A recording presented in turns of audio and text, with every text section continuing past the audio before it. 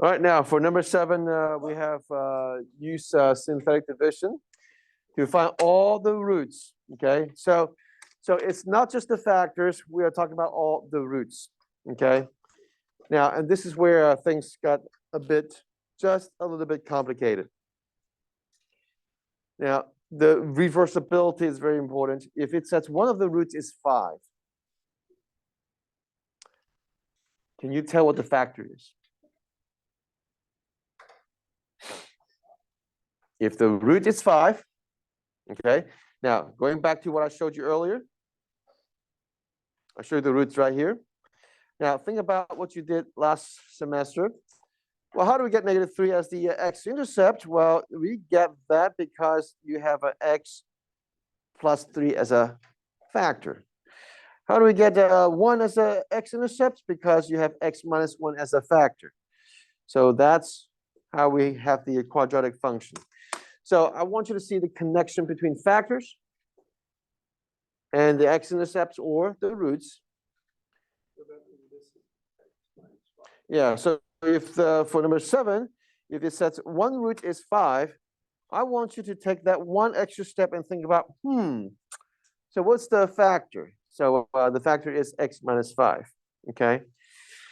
So now they tell you what the root is. Nice. So let's go ahead and do our synthetic division. Any missing term? It's none.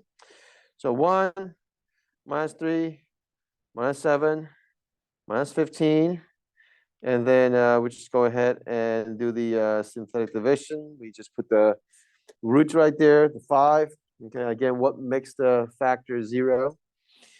So we bring it down to this.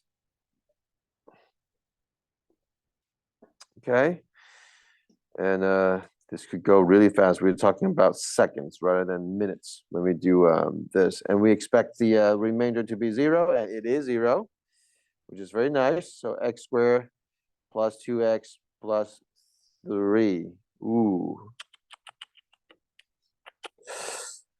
So that means if I factor this, I've got x minus 5 times x squared plus 2x plus 3.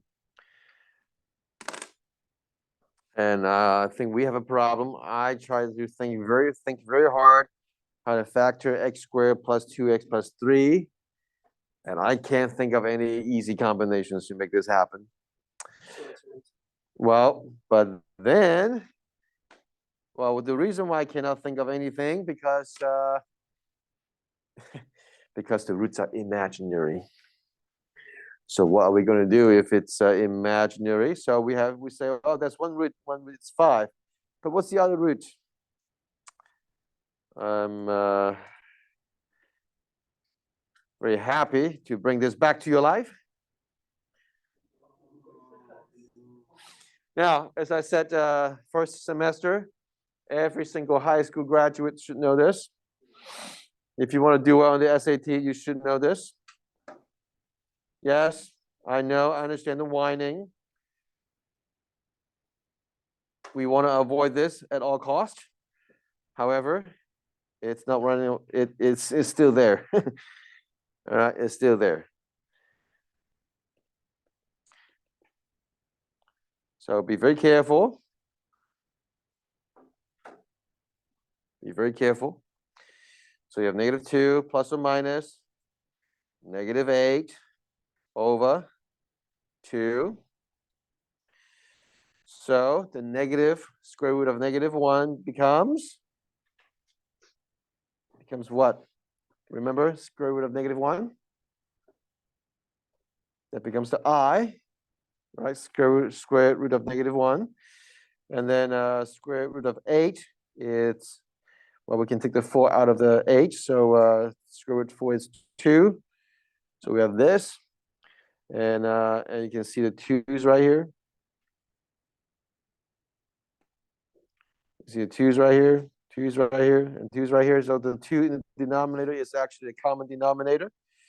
So we will have -1 plus or minus I root 2 as our 2 other roots. So as we said earlier, since this is a x cubed function, it means that we have 3 roots. In this case, we have one root that's 5, and the other two roots right here. That's -1 plus I root 2 and -1 minus I root 2. So altogether, you've got 3 roots, and that's how we finish the story right here. So just want to let you know that if it is very possible that you might end up with something that is not completely factorable, and if that's the case, your quadratic formula is your great friend to get you out of a bind, right, like this. Okay?